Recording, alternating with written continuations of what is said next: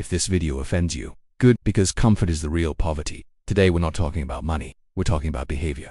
Because being poor isn't just about what's in your bank account, it's about what's in your habits. And habits are choices.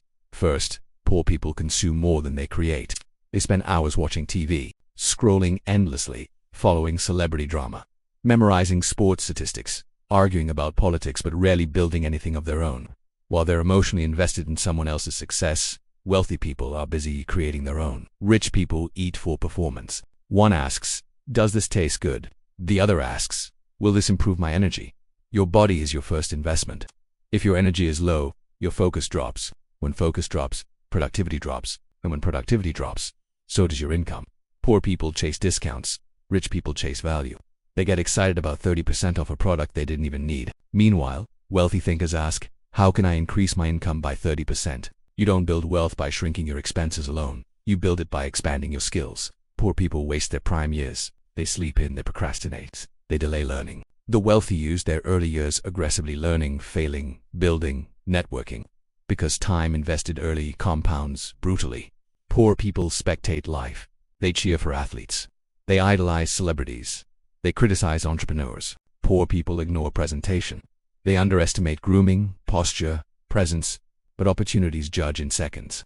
Discipline in small things signals discipline in big things. Poor people blame the system. Blame feels powerful, but it removes responsibility. Wealthy people ask one dangerous question, what can I control? That question alone separates victims from builders. Poor people have no financial buffer, no savings, no margin. One emergency, and chaos begins. The rich prioritize stability before luxury, because money isn't just about spending, it's about options. And options equal freedom. Poor people use debt to look rich, financing cars, gadgets, clothes, things that lose value. Wealthy people use debt to acquire assets, things that generate more money. If it doesn't produce income, it shouldn't produce debt. Poor people increase responsibility before increasing stability. They expand their lifestyle before expanding their income. They upgrade expenses before upgrading skills. Wealth builders reverse the order. Foundation first, expansion second. Poor people neglect their health until it becomes expensive, skipping checkups, ignoring symptoms, delaying care. Short-term savings turn into long-term disasters.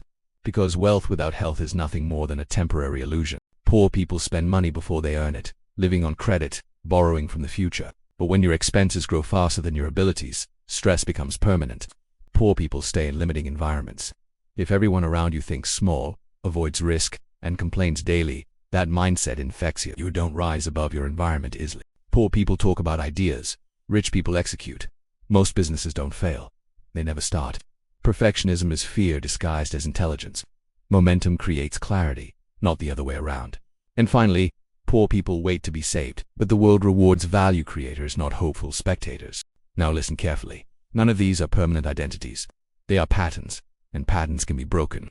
Being poor is not a life sentence. It's often a collection of repeated decisions.